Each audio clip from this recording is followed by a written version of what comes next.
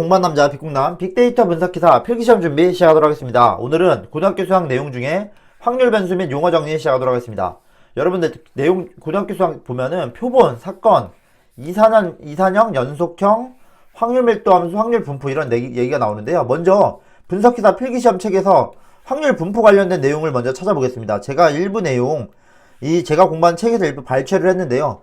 발췌를 해서 보면은 뭐가 나오냐면 바로 확률 분포 일반이라는 내용 그 단원에서 바로 확률 분포가 뭔지 이산형 연속형인지 이런 얘기가 나오는데 바로 개념의 설명 없이 바로 어느 정도 점프가 있어서 여러분들의 좀 이해를 돕고자 시각화해서 영상을 준비했습니다. 그 다음에 갑자기 확률 분포의 기대값 성질이 공식이 쭉 나오더니 다음으로 막 넘어가다 보면 이산형 확률 분포 이런 게 막 나와버립니다.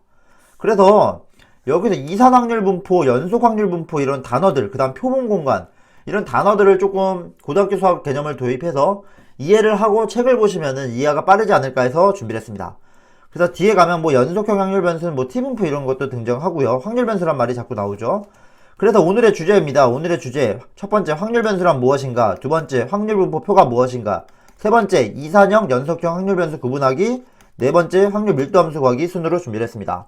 첫 번째 보시겠습니다. 확률은 전체 경우의 수분에 일어날 경우의 수인데 여기서 말하는 전체라는 거는 어떤 사건을 정해야 됩니다. 근데 여기서 말하는 제가 사건을 정하기 전에 뭐가 있어야냐면 표본 공간이 있어야 돼. 표본 공간. 표본 공간은 그냥 뭐냐면 전체의 경우의 수의 집합이라고 보시면 됩니다. 뭐라고요? 표본 공간은 전체 경우의 수의 집합. 사건이라는 거 뭐냐면 그거의 일부분, 일어날 경우의 수를 가리키는데 예를 한번 들어봤습니다. 주사 한 개 던지면은 홀수가 나올 확률을 구하라 그랬는데 여기서 말할 때 이런 확률에서 표본 공간은 뭐냐면 나올 수 있는 모든 경우에 있으니까 1부터 6까지의 눈이 표본 공간이 되는 거고 홀수는 그거의 부분 집합이죠. 그걸 사건이라고 합니다. 근데 제가 표본 공간과 사건을 설명드린 이유는 확률 변수를 설명하기 위해서 제가 이런 용어를 정리했는데요. 확률 변수라는 건 뭐냐면 표본 공간의 원소가 숫자일 경우에 발생을 합니다. 다시 뭐라고요? 확률 변수할 이 말이 중요합니다. 표본 공간의 원소가 숫자일 때 확률 변수라는 개념이 도입합니다. 아시겠죠? 지금 숫자죠? 1, 2, 3, 4, 5, 6 이렇게 표본 공간의 원소들이 어떤 숫자로 표현될 때 우리는 확률 변수를 한다고 할 거고 그 숫자는 정수일 수도 있고 소수일 수도 있습니다. 뭐 실수면 다 되겠죠. 실수, 루트도 되고 다 됩니다. 아시겠죠? 그래서 제가 예를 다시 한번 들어볼게요. 지금 앞에서 말씀드렸죠. 표본 공간이 숫자로 표현될 때가 있고 안 될 때가 있는 걸 봐야겠죠. 예를 들어보겠습니다. 동전 두 개를 던져서 앞면 두 개 날 확률을 구하라 그랬어요. 앞면일 때 H, 뒷면일 때 T. 그럼 표본 공간이란 뭐냐면 나올 수 있는 모든 경우의 수니까 다음과 같이 네 가지 경우의 수가 발생을 하는데 앞면, 뒷면, 뒷면, 앞면, 뒷면, 뒷면이잖아요. 앞면 두 개는 이렇게 사건은 하나가 나오는데 이거는 확률 변수를 표현이 안 됩니다. 왜요? 아직까지는 숫자가 없어요. 아시겠죠? 근데 두 번째 보겠습니다. 두 번째 뭐냐면 동전 앞면이 나오면 1, 그 다음 뒷면에는 2를 붙였어요. 스티커를. 그런 동전이 두 개가 있어요. 앞면에 1, 뒷면에 2가 있는데 그걸 동전 나온 숫자 합이 3의 확률을 구하라 그랬죠? 그럼 뭐냐면 앞면이 1, 앞면에 1이 있고 뒷면에 2가 있는데 이거를 앞뒤가 있는데 이걸 막 던져가지고 숫자를 합을 하는 겁니다. 그러면은 앞면일 때는 1 더하기 1이니까 2가 나올 거고 그 다음에 뭐 앞면 뒷면일 때는 1 더하기 2니까 3 뒷면 앞면일 때는 2 더하기 1, 2 더하기 이런 숫자를 숫자로 표현이 되죠. 그러면은 뭐 3이라는 건 1 플러스 2와 2 플러스 1로 나오는데 어쨌든 중요한 건 확률 변수는 2, 3, 4, 3개의 숫자로 이 경우에서는 표현이 될 겁니다. 아시겠죠? 그러니까 동전 숫자의 합이기 때문에 나올 수 있는 경우에 있으면 뭐예요? 2 아니면 3 아니면 4죠. 그래서 물론 사건은 뭐 이렇게 3이라는 건 2 플러스 1과 1 플러스 2가 있지만 표본 공간은 합이기 때문에 숫자로 표현될 거고 우리는 이 숫자의 집합을 우리는 확률 변수라고 하는 겁니다. 그래서 이걸 그래프로 그려보면은 2, 3, 4가 나올 거고 2가 나올 확률은 딱 하나 있으니까 4분의 1 확률 그 다음에 뭐 3이 나올 확률은 2분의 1, 4가 나올 확률은 4분의 1 이렇게 되겠죠. 이 확률에 의해서. 그래서 어쨌든 위에 거 같이 표현되면 확률 변수라는 건 없고요. 아래쪽처럼 있던 경우의 수와 숫자를 대응시켜서 합으로 대응시켜서 숫자 확률이 표현될 때 우리는 확률 변수라는 표현을 씁니다. 그래서 확률 변수 정리를 하면은 표본 공간의 집합인데 숫자로 표현된 나올 수 있는 경우의 수 집합이고 예를 들어 보면은 주사위 한 개 던져서 나온 눈의 숫자는 확률 변수를 한다는 얘기는 나올 수 있는 눈의 숫자는 1부터 6까지 숫자가 있죠. 이 숫자의 집합 우리는 확률 변수라고 합니다. 아시겠죠?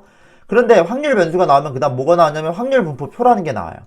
그 소리 뭐냐면 나올 수 있는 경우의 수가 숫자인데 그 각각의 확률을 함께 표시해라. 이 표를 우리는 확률 분포표라 그러는 거고 예를 들어 보겠습니다. 주사위 한 개 던져서 나오는 눈의 수를 확률 변수 x라고 한다. 그러면은 1부터 6까지가 나올 수 있죠. 확률 변수는. 숫자니까. 그런데 그때마다 확률이 각각 6분의 1이죠. 주사위에서는. 물론 이거 다 더하면 1이 나와야 되겠지만요. 그래서 이렇게 표로 나타낸 거. 나올 수 있는 숫자와 그때의 확률을 표로 나타낸 거 우리는 확률 분포표라고 합니다. 아시겠죠? 그래서 이건 그냥 대략적으로 말씀만 드릴게요. 동전 2개 던져서 나오는 앞면이 있는데 그걸 확률 변수 x를 하자. 그런데 앞면 나올 때마다 상금을 100원을 받는데 이때 상금의 확률 분포는? 그럼 잘 생각해보면 앞면이 나오면은 앞면 나올 때마다 우리가 100을 곱해야겠죠?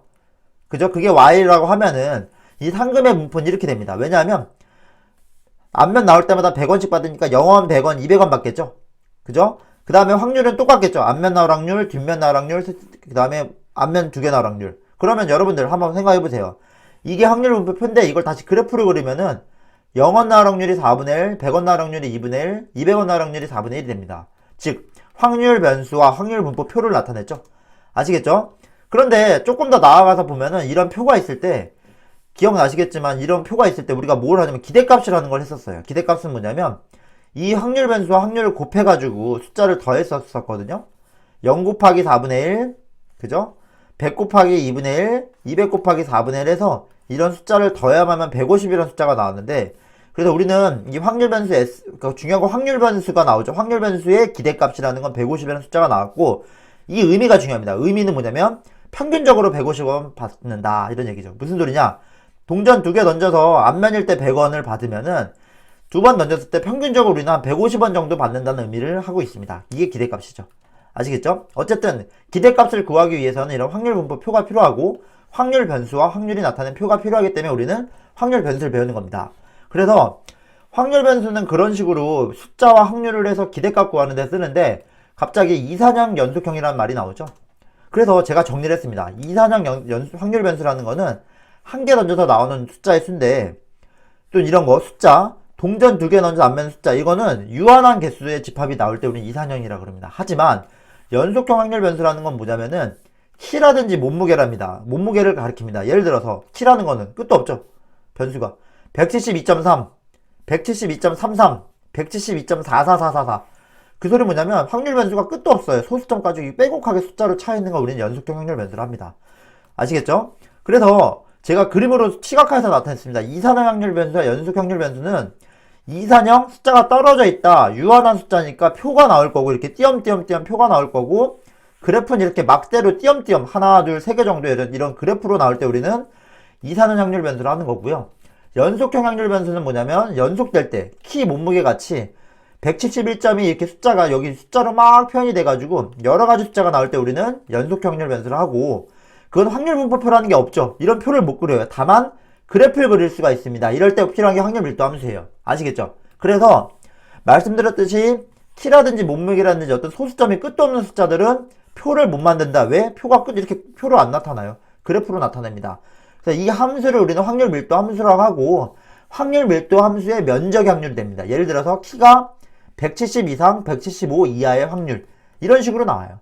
그럼 전체 면적은 어떻게 되겠어요? 확률이니까 1이 될 거고 전체 부분집합이니까 면적이 나올 거고 이 면적이 확률이 된다. 그게 연속형 확률 변수다라는 얘기를 하고 있습니다. 아시겠죠? 그래서 우리가 배우려는 내용은 이산형 확률 변수가 아니라 연속형 확률 변수고요. 확률 밀도 함수, 즉 이런 확률을 나타내는 그래프가 있어야 되고 전체 면적은 1이고 부분집합이 확률이 될 거고 그래프가 등장을 할 겁니다. 예를 들어서 정규분포, t분포 등등은 다 연속형 확률 변수고 확률 변수 x가 정규분포를 따른다는 건 어떤 그래프 모양이 이런 그래프를 그린다는 걸 나타냅니다.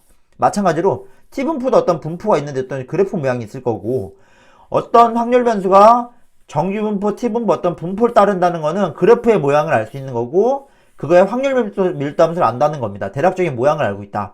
그래서 그 모양에서 면적으로 확률을 구할 거고 그 확률 가지고 기대값, 평균을 구한다 이런 걸 할 겁니다. 그래서 다음 시간에는 여러분들 평균 분산 그리고 정규분포, 표준정규분포 이 내용까지 알고 책을 보시고 공부를 시작하셔야 조금이라도 쉽게 보실 수 있을 것 같아서 다음 시간에는 평균 분산, 정규분포, 표준정규분포에 대해서 간단하게 정리하도록 하겠습니다.